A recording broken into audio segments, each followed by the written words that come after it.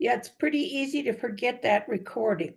At least I find it really easy to do. I can't tell you how many seminary lectures were half recorded. Yeah. Well, and part of the reason why we do it is so that we can capture this and then give it out to people who weren't able to make it, you know, so it's really nice to be able to remember. Hi, Carol.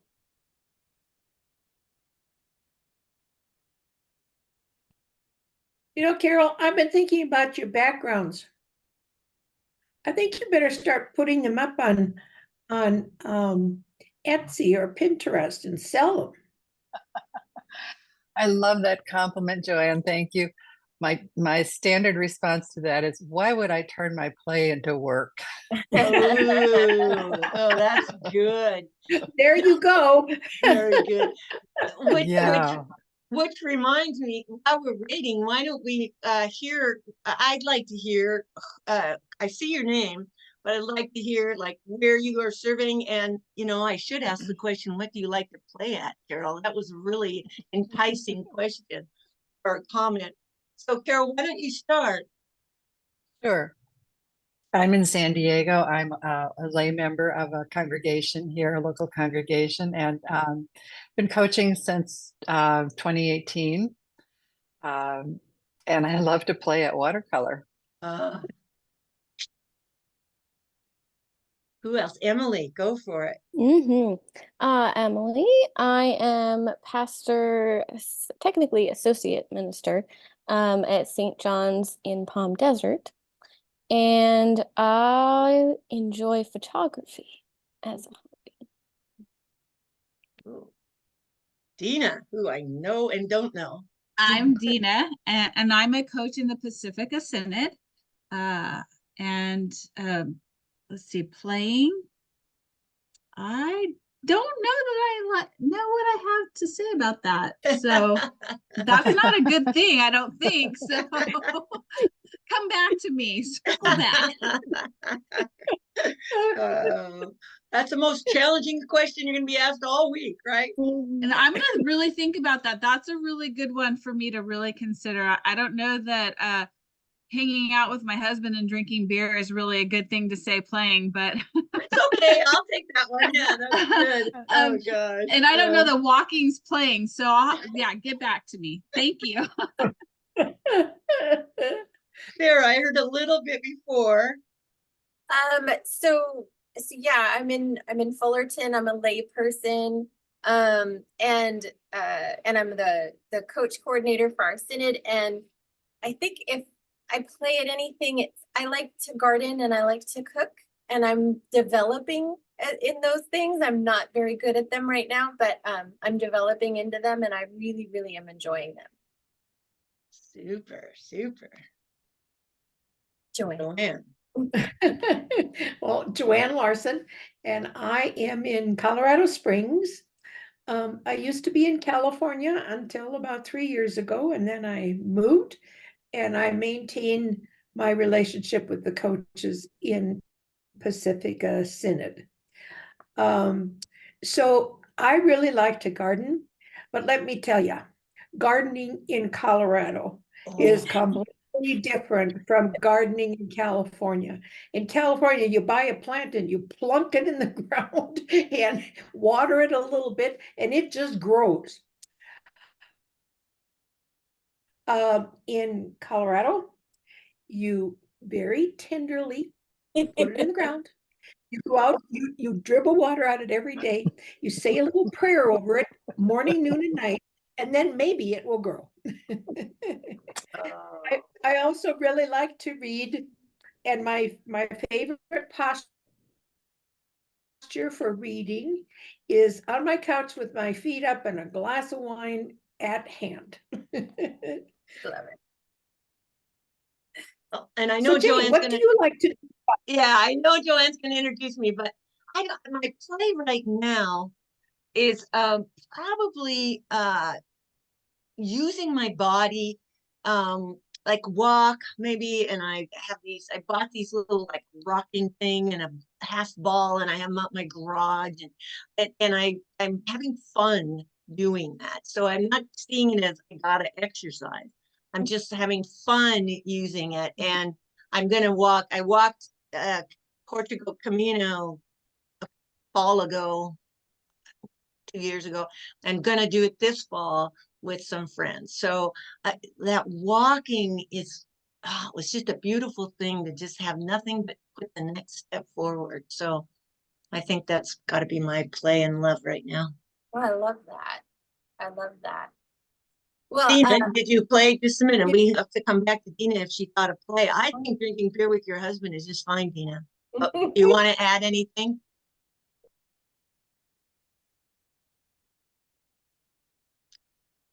I You're think muted, walking. Dina. No, I like the walking. I like the idea of playing with walking. So thank you, Jane. And we have a picture there. hi, Hello Diana. everyone, good morning. Good Good morning. morning. Sorry, I'm late because my laptop, my computer error. Oh. We're so glad you could join us. We were actually just sharing each of us what we do for fun, what we do to play. Okay, it's good. If you have anything that you'd like to share, you're put on the spot. I know, I'm sorry. yeah. I think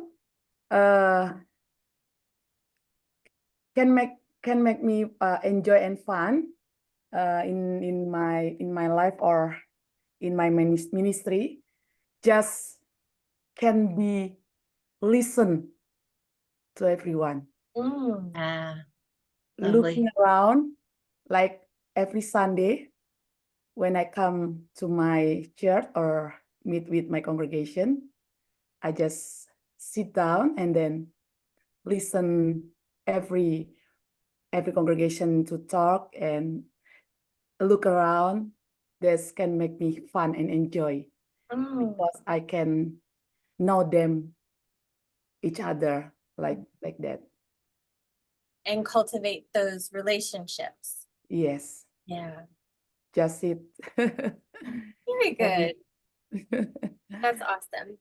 Well, I want to get started because this is our 42nd online gathering for Synod rostered and lay leaders.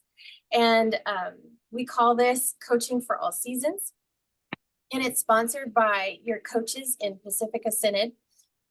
My name's Sarah Tees, and I'm the coach coordinator for the Synod. And I'm also one of your facilitators today. And we just want to mention that this gathering is for church leaders across our Synod. We hope that you find this helpful as you navigate caring ministry in your communities. It's meant to be a time of insight and learning. It's also meant to be a brave space where you can feel capable of safely acknowledging who you are and how you are doing. So at this moment, I'm going to introduce my colleague, Joanne. And Joanne is a coach, a former coach of Pacifica Synod and is actually located in Colorado. But Joanne is going to be introducing our presenter today. Yes, thank you. Jane Prestbye has served in church ministry for 50 years, you guys. And she just retired late last year. That's a long time to be in church ministry and still look as lively as you look, Jane. And she's has served all of that time in the Pacific Northwest, of which she is a native, except for a brief sojourn in Minnesota to go to Luther Seminary. She also was a faculty member at Trinity Lutheran College, which is the former Lutheran Bible Institute. And she taught in the areas of Christian education and youth ministry. Her years of involvement in youth ministry included leading young people on trips throughout the world: Israel, Palestine, no trips to either of those places these days, Russia and Tanzania. Jane and her husband Fergus continue to live in Kent, where Jane is a board member of Kent Youth and Family Services.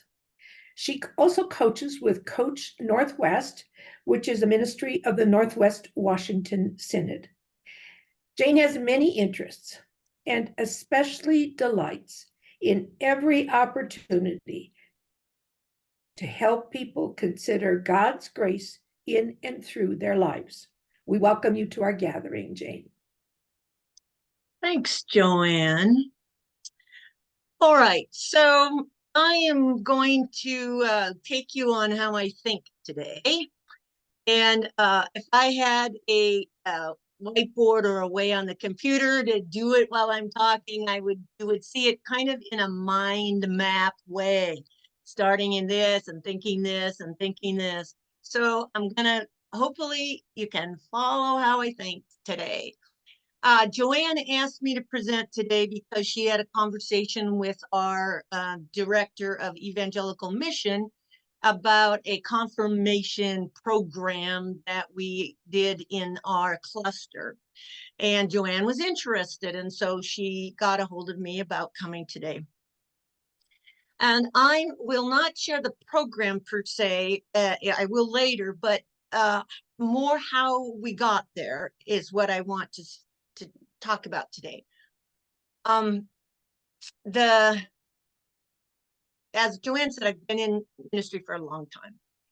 And the first 25 years were as an associate in ministry. The last 25 were as an ordained pastor. And in that time as an associate in ministry, did a lot with Christian education and spent a lot of time with kids and parents talking about what the word confirmation means. It just, what? And it's not, and even what it means in the church. So right away, I only served one parish as an ordained pastor. So I was at this parish almost 24 years. And so when I came there, I thought, we're going to call this something different. And the name I gave it was Faith Thinking. And we kept that name throughout. And so kids would not say, I'm going to confirmation. They would say, I'm going to faith thinking, which took a little while. But I wanted to say what we're really about. And then how you approach it. Someone asked Joanne, well, is she just going to talk about confirmation age? And I said, gosh, what I'm going to share affects youth, children, adults, because we're talking about how someone grasps how they live their faith and how it carries them in their life. So my question, and if we had more time today, I'd be asking each of you to answer this question. But what really matters, right? What really matters to you about how someone gets a hold of their faith? And I'll tell you what really matters to me. What really matters to me about how someone gets a hold of their faith is community, faith, and thinking. Right? Community, faith, and thinking. Now, that's simple. That's the center of my mind map thinking here. So then you ask, okay, so how does a young person or any age person, if you're talking about another age, how do they experience that? Community, faith, thinking. Well, community, then you ask some simple questions. What's the community of a young person? And I will talk about a young person. What's the community of a young person? Well, their parent, their family, their people they start to know as friends, which is what happens in the church. People they already have as friend groups, right? The church, that's all a piece of community, and I have that listed down. Well, then what are we going to do that in this program that we're adapting for accomplishing what matters to us? How are we going to approach each of those arenas of community with this child or with this young person? Now, this is a little aside, and that is that if you know anything about strength finders and strengths, I need to tell you that one of my strengths is maximizer. And the maximizer always wants to make what is good better. So I'm going to catch myself along the way here saying, if I were doing it again, I would do. All right. Because that's how I think. And it's not putting down what we had. We did the best we could. But I'm going to say some things that I would do differently or try to do better. So back to community, right? Parent, we worked at that community. We had the parents come with the kids and sit in class with the kids, and then we would break them up. So parents talked and kids talked, right?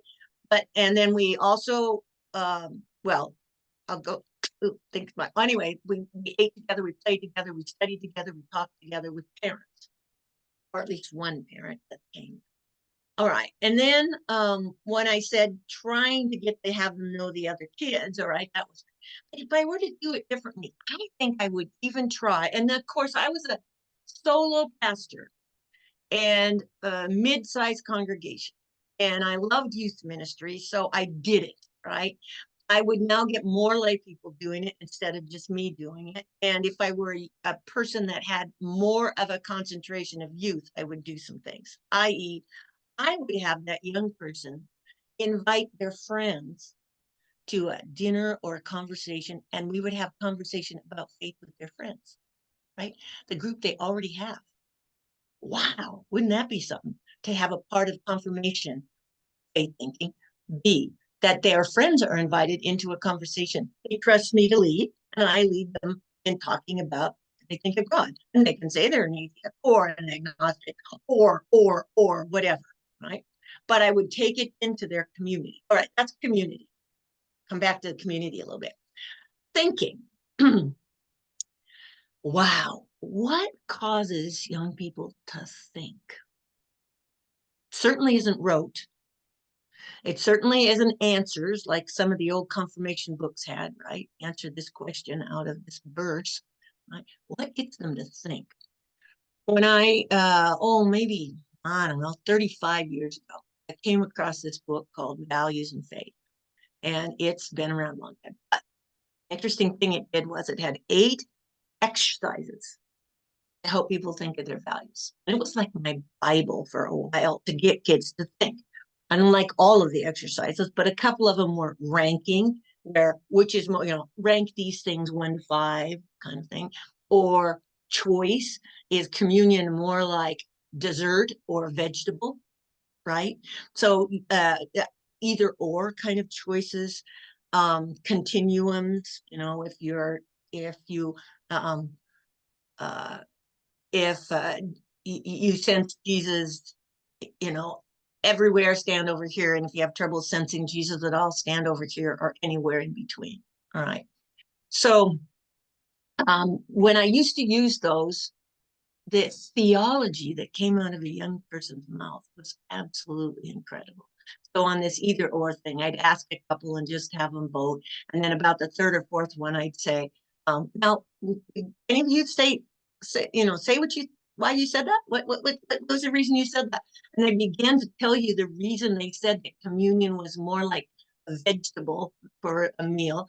And they began to say some things about communion, right? I'm not sure those value and faith exercises work right now, right? I mean, I could still use a few, but not like I heavily did. What I do, if I was establishing and adapting a program, I would ask your middle school or high school area, I would ask the principal at them, who's one of your most passionate and good English literature teachers?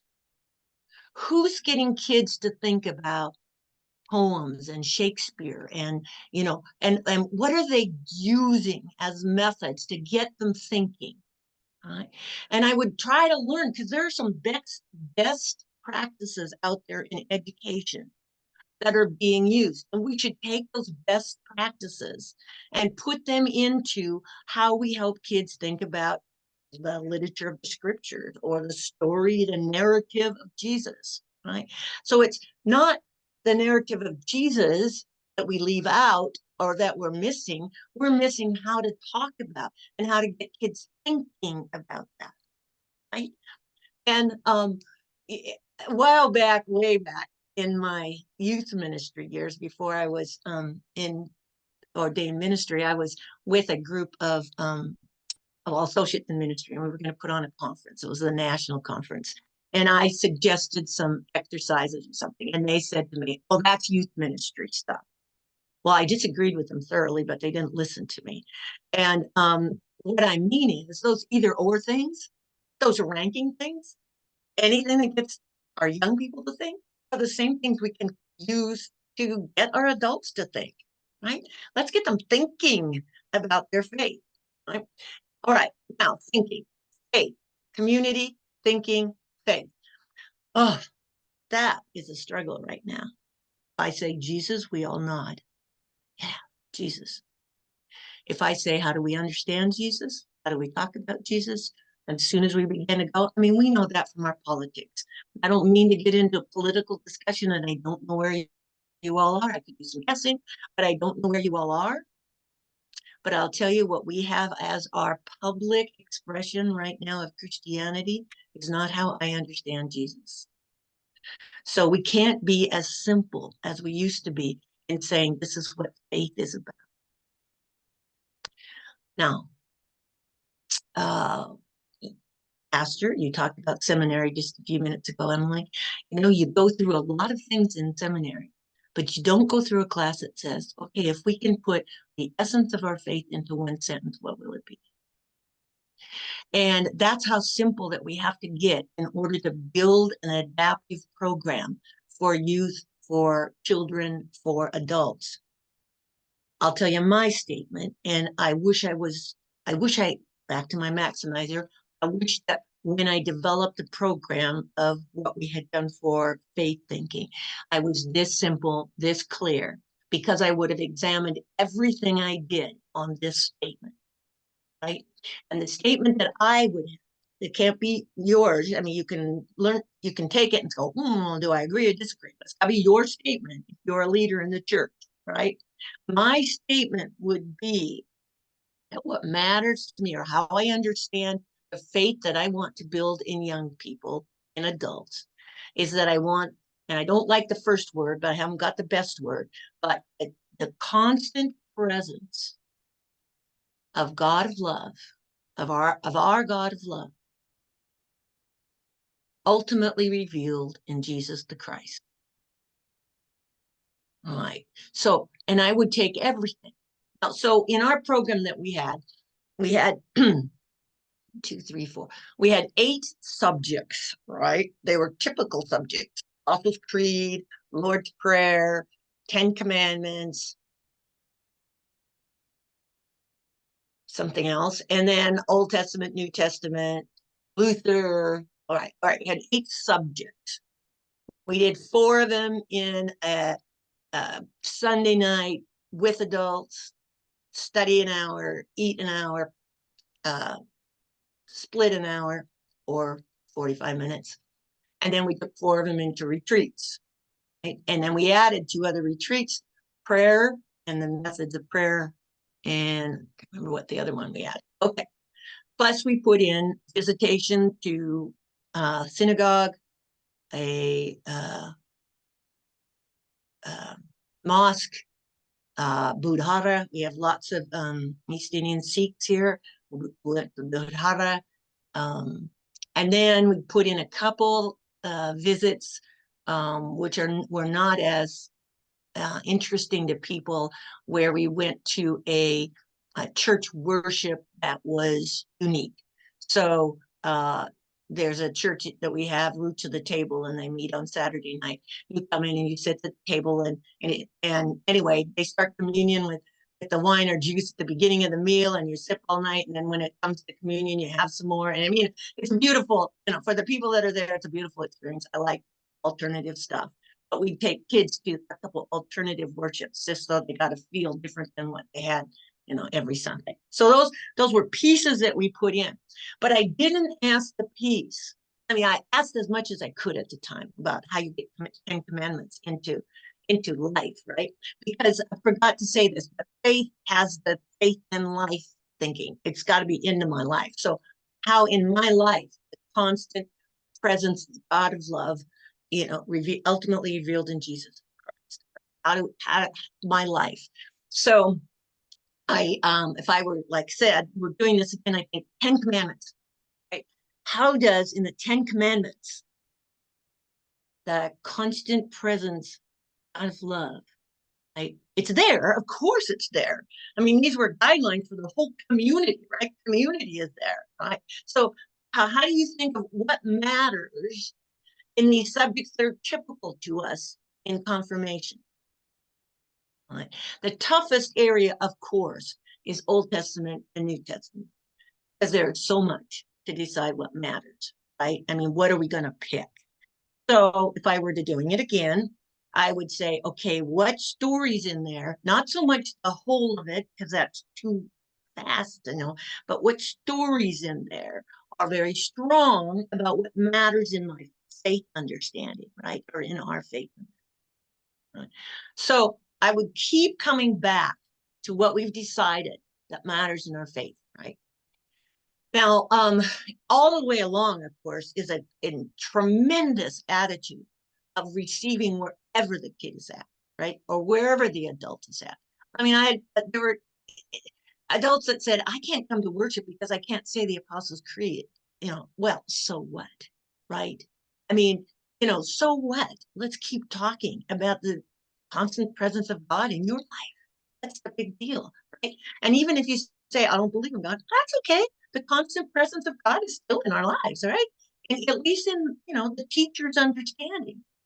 So questions have got to be there. Now, if I were starting again too, and I started the change of faith thinking, just myself, our congregation.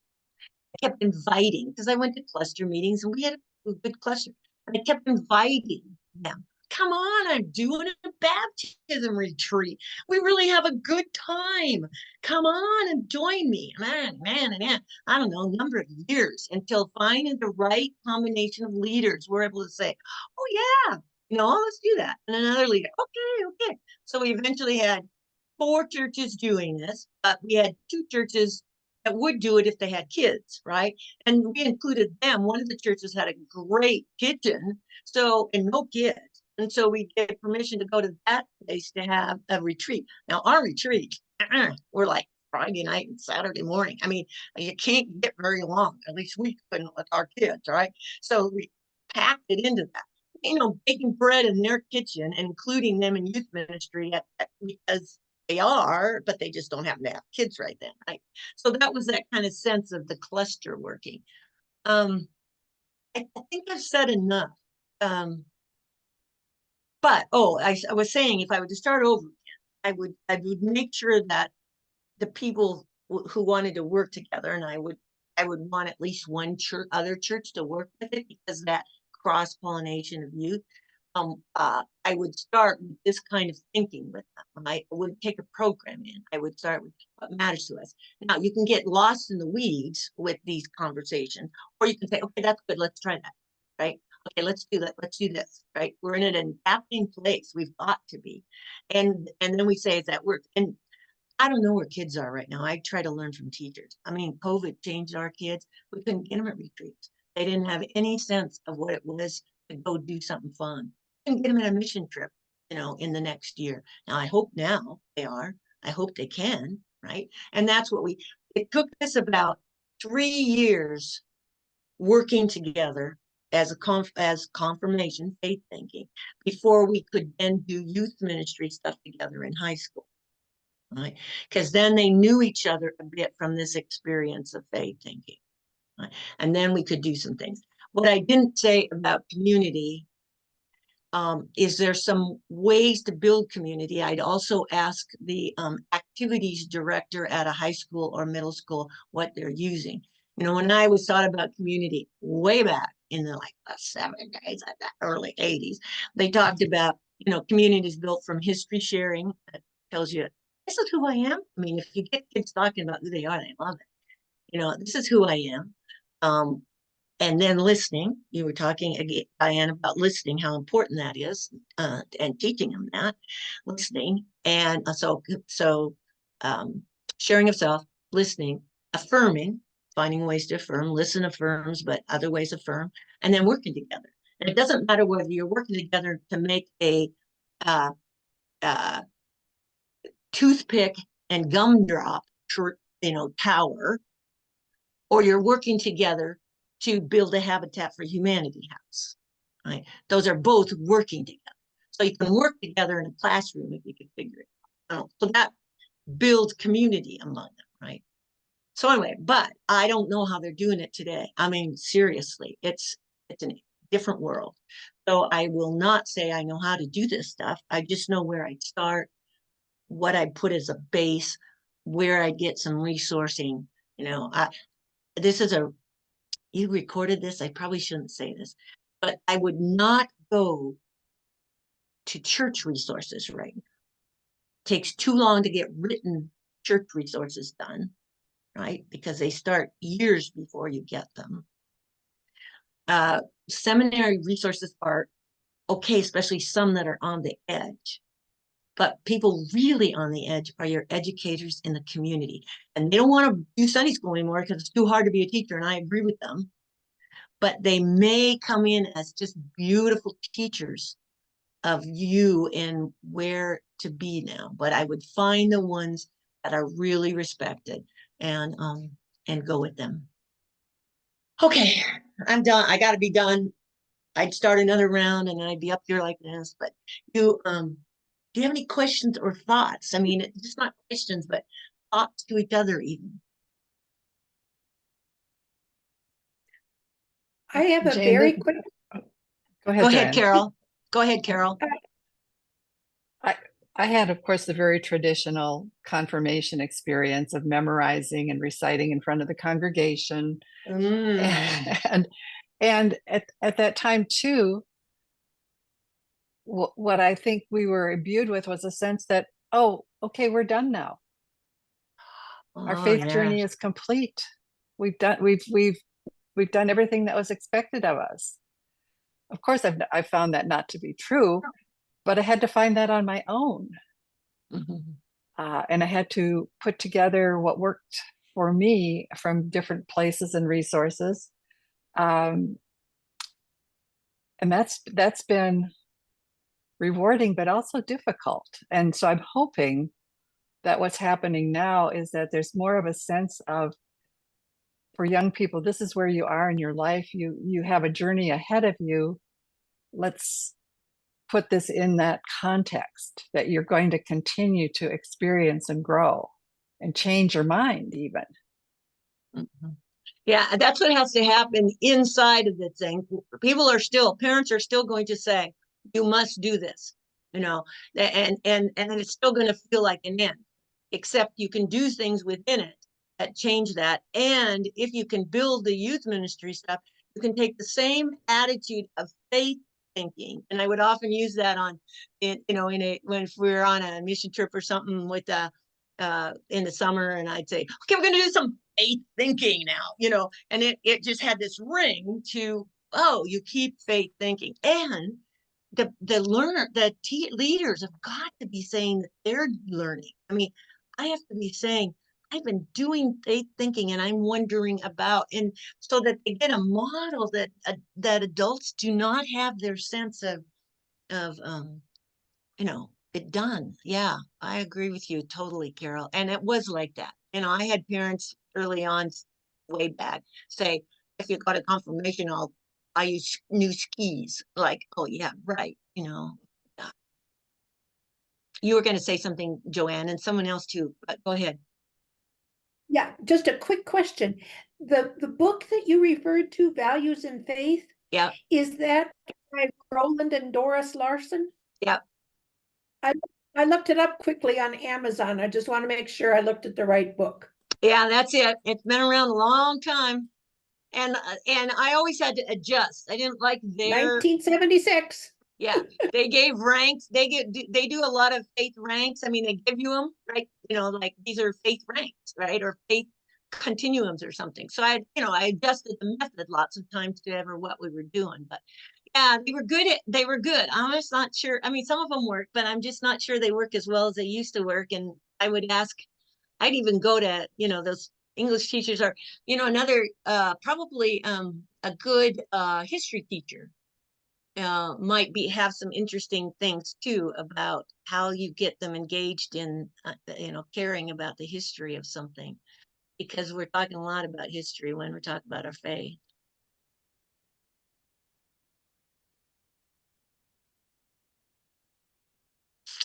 Any thoughts or questions? Yes, Emily. Question over here. So you're talking a lot about a connection to education, which I think is brilliant. How do you foster those relationships? You mean with School the teachers? with teachers, with schools. I'm always a little wary on how this connection to church is going to be perceived as I might approach that. So are there best ways to kind of like, I don't know, do I call schools? Do I walk into schools? Does it start with people in my congregation? I weigh that a lot, and I'm wondering how to foster Yeah. and connect with those while also holding safe boundaries in both places. Yeah, great question. This is what I do. I can only tell you what I do if I were doing it again. Not now. I'm not telling you what I've done. I'm telling you what I do. I will, first of all, being as honest as you just were. So I would walk in and say, look, I'm new in the area and I would like to talk to the principal about perspectives on what's going on in the community, right? And what's going on in the classroom. They might not let you, it might not, if it's a big one, they won't maybe put you into and I'd be ready if they ask, well, what do you mean? I said, well, I'd like to know who some of your good teachers are, and I'd like to learn about kids from them. And, and so that everything you say is nothing about, I want to bring my faith into your church, but I mean, into your school. But, so I think you might get a vice principal, but know your questions ahead of time. But you're pretty basic questions. I want to talk to some teachers who are really good because I want to learn some things about educating youth. I know very few who will disrespect you or suspicion you if you come in like that, and then say to them, I've been a little leery because I didn't want a difficult relationship about church and school, but I just really want to talk to some teachers who are good and learn from them. I can't imagine you getting shut out. And that's a very different question than how do I get into relationship with kids on campus. I mean, that's a whole nother game. But you also, another interesting thing to do though is, if youth ministry is a large part of your portfolio, you just show up at stuff, right? And they start to know that and respect that. And also thanking the teachers is a really big thing. They just don't get enough affirmation. Does that help, Emily? Yes, thank you. Yeah. You're welcome. So I think one of the bigger challenges that a lot of like youth directors have is coordinating all of the youth to be able to participate, because Sunday mornings aren't sacred anymore. There's so many sports and activities that kids are doing, and that you have to like navigate around. And I know for the youth director at my congregation, that's one of the big frustrations is overcoming that hurdle of just finding a meeting time that works for people. Yeah. Well, I inherited something that was eight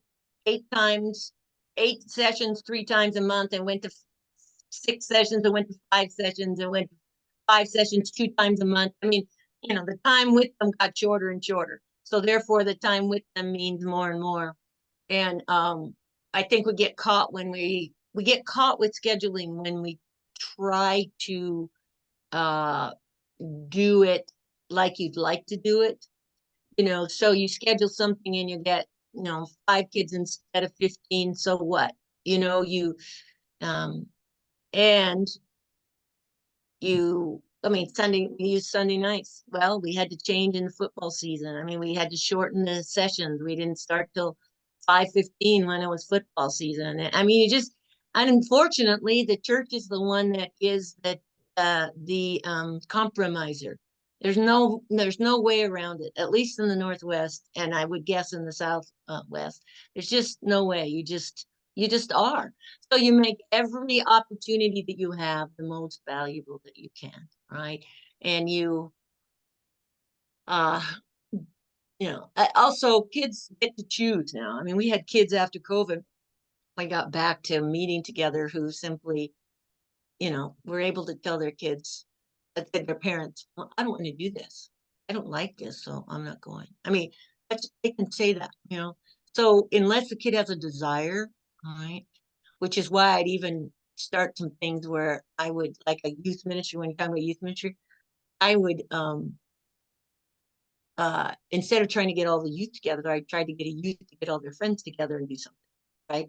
Why don't you get 5 friends and we'll go work at the food bank, right? So, I mean, you got to do what works, but it's a lot of work. I mean, what I'm talking about takes a lot of time to figure out. And that's why I say you just got to start trying something. But, I mean, it can sound impossible. And I'm sorry about that, but it is possible. But you have to have an initiator to say, we got to adapt this a little bit, and then we got to adapt this a lot. Yeah, it's true. It's just true, Sarah. It's going to get worse. It's not going to get better. It's not going to go back. It's not going to ever be what it looked like before. It's not going to ever. I have the parents say, well, I want a youth group like, we had. It's never going to be that. Just never. So Sunday school where I used to serve now has gone to be the only, just during the worship, okay, that's all right. I mean, in fact, just during the sermon time, right? 20 minutes Sunday school. I mean, anything you can do. That's why the family has to, there's statistics that say that kids that continue in faith come from families that continue. So you've got to do something.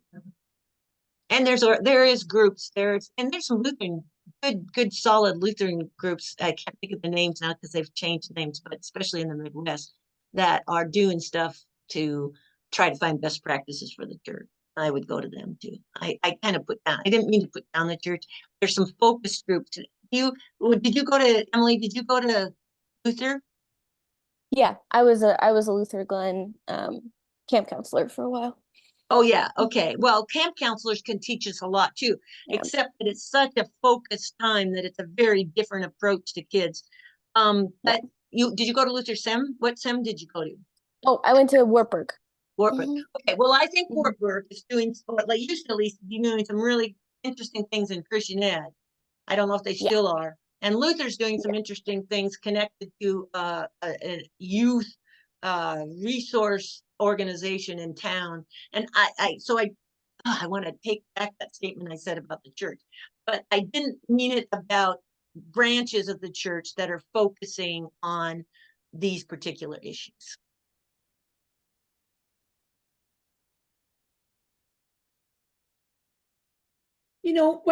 What you said, Jane, about having to really work at it, it seems to me from the churches I've observed that are doing well with youth ministry, first of all, they have youth. We've got a lot of Lutheran congregations who want a really active youth program, and there aren't any kids around. But we just have it in our heads that we have to have that. But the churches that seem to be doing well are doing exactly what you recommended. You talk to people, you design a program that kind of fits people's needs and not what you think they should have, but what they are asking for. And if they don't know what to ask for, then you organize a group, a focus group or a friend group, and start talking with them. And pretty soon you hear what their needs are. But it takes a lot of intention and attention. Yeah. To have it work really well. Yeah, that's an interesting thing you said, because I wouldn't, most adults don't know what their needs are around matters of the spirit, right? You were talking, Carol, about, how much it took to keep growing and keep, so there has to be a sense that this is where we're, that's why I start, community, faith, and thinking. I mean, you got to start there, and then as you open that up, you're going to hear them, right? So you find ways to hear them, but they don't even know. If you just start and ask them, they're not going to tell you. But you find those community, faith, and thinking is all about opening it up, so I hear, where we're going, what we're going into, how we're going there. And for kids that are agnostic, we're going into meditation stuff, and we're going into stuff that doesn't sound like Jesus, does it? But it certainly stirs in the spirit, and it's okay, right? You just keep going. When you talk about the churches that are doing well with youth ministry, a lot of that is because they have youth, and also there are some really beautiful staff people in youth ministry area. But we had, 3 youth here and 2 youth there and 5 youth there. And I mean, that's the thing about us doing 4 to 6 churches together, is we were able to get enough critical mass where it felt. And then we had to do things that they knew each other, right? And that was most difficult after COVID. But that's why I would even turn to where I would go to a person and get their friends and get them talking about faith. I mean, if you had I don't know, Sarah was talking about her friends. Like, if I invited one of your daughters, 2 daughters, you have 2 daughters? It doesn't matter, but I thought you did. You have 2 children, Sarah? Okay. If I invited one of your kids, right, to put some friends together, because I was going to come and ask them some things, because I wanted to learn how they think about God, right? And I asked them questions, they would tell me, right? And I could listen to them, and they would be together talking about it. How exciting would that be? So you can say, we don't have any youth, but if you have one youth, you have a youth, right? And what I used to say in youth ministry about 25 years ago, it used to be that a youth group of 10 could have 1 adult that cared. Now we have 1 kid who needs 6 adults that care, right, in the church. So the small churches that have 1 or 2 youth can do a better job of youth ministry than the big churches that have a lot of youth. And the way they can do that is they can do more listening, they can do more adults around them. And we haven't told people that youth ministry happens in beautiful ways where churches have 1 or 2 youth, right? So we got to remember that's we have a different, I mean, I'm not, Joanne, I don't mean any negative to what you said about seeing churches with good youth programs, but that's what we look for as youth programs, right? Or a youth ministries. We need to look differently at what they are, right? And I wish we could tell the church that, and the churches that, and I wish we could come in and not tell, but help a group of, a church, help them know what it was to surround their 1 or 2 or 3 youth, right? So anyway, don't get me started. I really would start going again. But I've stopped that for a long time, and it's true. We just have such a terrible image of what youth ministry is in the church, and it stops really good youth ministry. Well, I think this also leads to bigger discussions, because what we're talking about also is the fact that our old models and our old units of measurement for success they don't apply anymore, and yet we're still like measuring success this way. We're still trying to fit into this old model that doesn't work anymore. And so much of where we're at as church right now, it looks entirely different than it ever has before. And if we're going to sustain and continue, we have to look at it in a more experimental way, Oh, we lost Jane. Jane just disappeared. Oh no. But I'm sure she'll come back. But yeah, I think ultimately what we're talking about is leaning into just what church is going to look like from now on, and how we're going to bring faith into building that up as we move forward. Sarah, I think you're making a really good point, and it ties in, I think, with what I was saying my experience has been, because if your experience was that you went through certain stages of faith development, and when you completed it, you checked the box. And when there are no more boxes to check because you're fully fledged, whatever that means, that you don't have a sense of if you don't have a sense of your own continuing growth and progress and searching, how can you have a sense that that's what's necessary for other people? And so it locks us into our thinking of, well, it worked for me, so let's continue to do it that way. Of course, I'm saying it didn't work for me. And I went to a parochial school, so I was surrounded with faith-based teaching for 3 years in junior high, so, and in high school. So if anyone had a grounding, I did, but there was never a sense of, this is something that you're going to continue in for the rest of your life.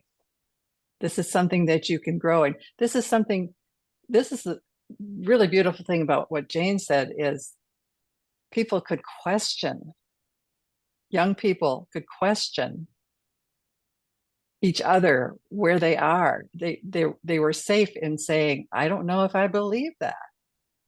That would never have flown in my experience.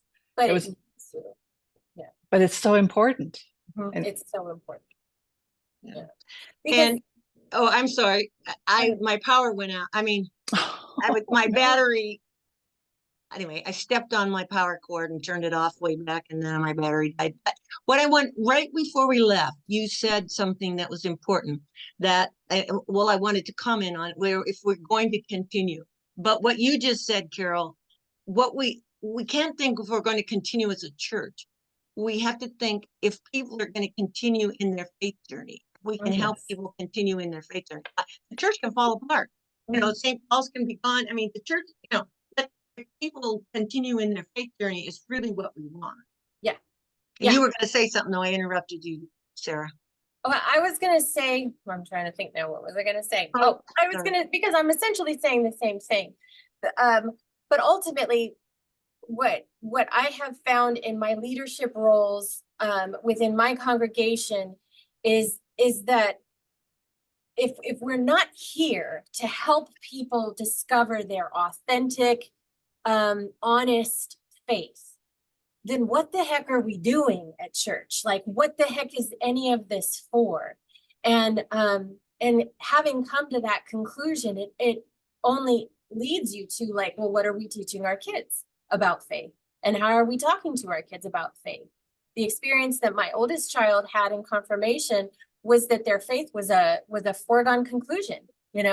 You already believe in God. I'm just teaching you the basics. I'm just teaching you the 101s so that you can recite them for the thing. And that's not faith formation. It's not giving them any sense of who God is and whether or not they believe in God. And it just perpetuates the overall mythology. And so many kids, their experience with religion is, there's this great guy who wants us to take care of the poor and love one another and put others before ourselves, but, and forgive and all of these things, and love everybody for who they are. And then they become adults and they try and maybe vote those values, and their parents call them socialists, or their parents diminish what it, trying to not pulling themselves up by their bootstraps and not living in isolation and making the most of their career and stuff. They get this sense of hypocrisy about it all, and it disillusions them with the faith that they were raised with. And then they're just kind of walking around sort of lost, not really knowing, and reconciling themselves to the fact that they'll just never really know. And I think that's one of the reasons why we find so many people are hurting and lost and addicted to things and materialistic. And the only kind of church they do is a consumeristic church, where it's meeting my need, to make me feel good about where I am in life, but it's not a really fulfilling thing.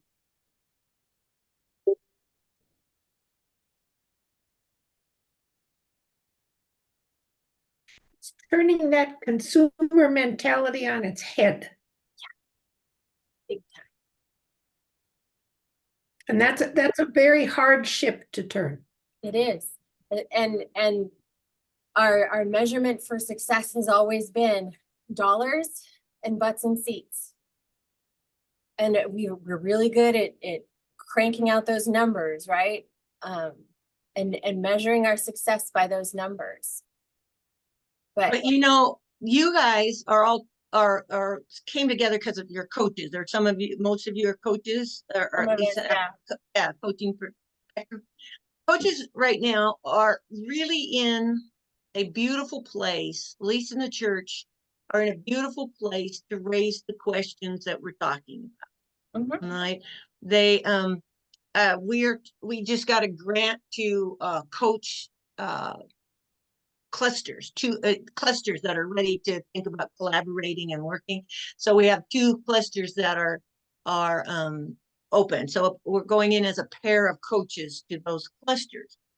And I've just been challenged. Well, we were talking about what we are going to do, so collaborating with each other, and but the area of faith formation, so are we going in and are we coaching? Are we watching these people in churches decide to work together on finances and work together on worship and work together and and save money here and do this and survive together, and what are we doing that, or are we asking them sort of, how are you going to follow Jesus together? Right? And I'm not sure that's the right question, but my response to this yesterday conversation with someone was that now, as 4 coaches, we're going in 2 clusters right now, and then there's one coming up, so it might be 6 coaches that are involved in this. We need to sit down and we need to come up with some honest coach questions so that they aren't leading and teaching like you don't want to do in coaching, right? But they're honest coach questions, but they're also important faith questions. And we're ready with those questions to insert them at certain points in the coaching. Because coaches, what we've learned, I mean, I was a basketball coach in college, but that's, that was telling them what to do. And I took coach training so I could learn about not telling people what to do and instead to ask, right? And so this asking is right in line with helping people think about their faith.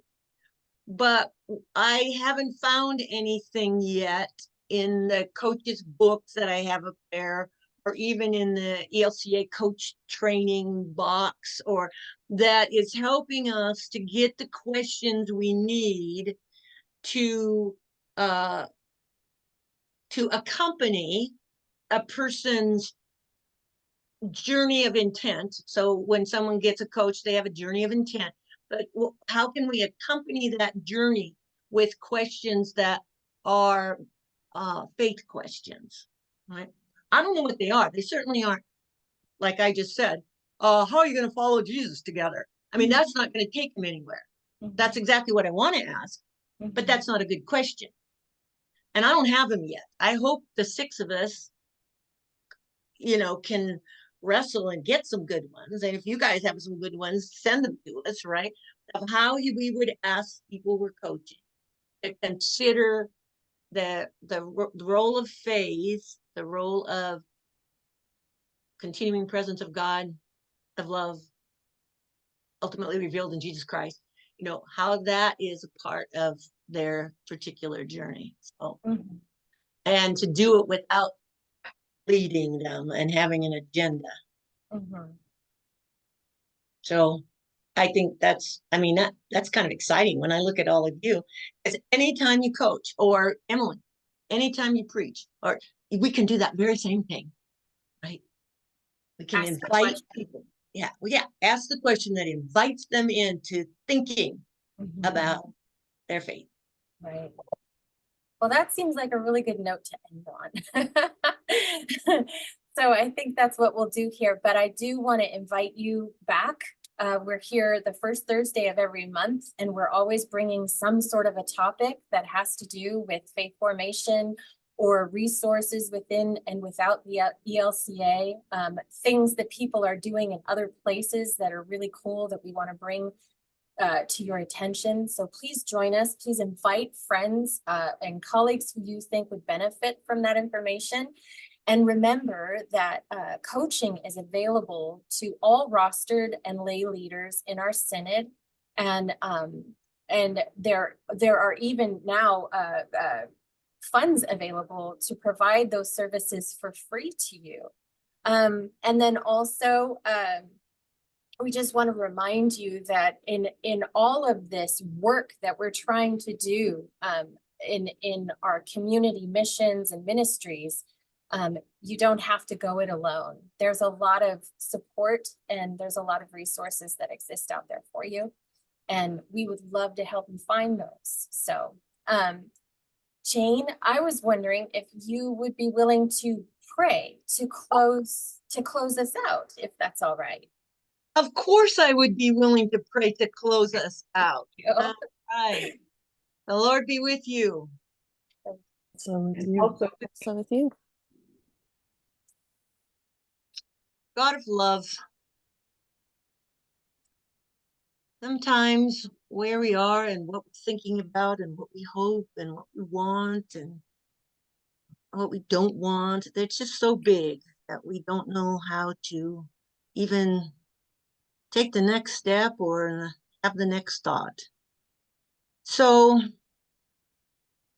would your Spirit help us to not be stopped or hindered by the bigness of the issues and the life and the concerns, but instead, would you comfort and build in us a sure confidence of your presence, of your guiding, that for each of us as we leave this time, but as we even sleep and wake in the days to come, that your Spirit would indeed give us the next step and the next thought to do, that we could be faithful people, faithful in trusting you and faithful in the compassion to others that you have called out of us.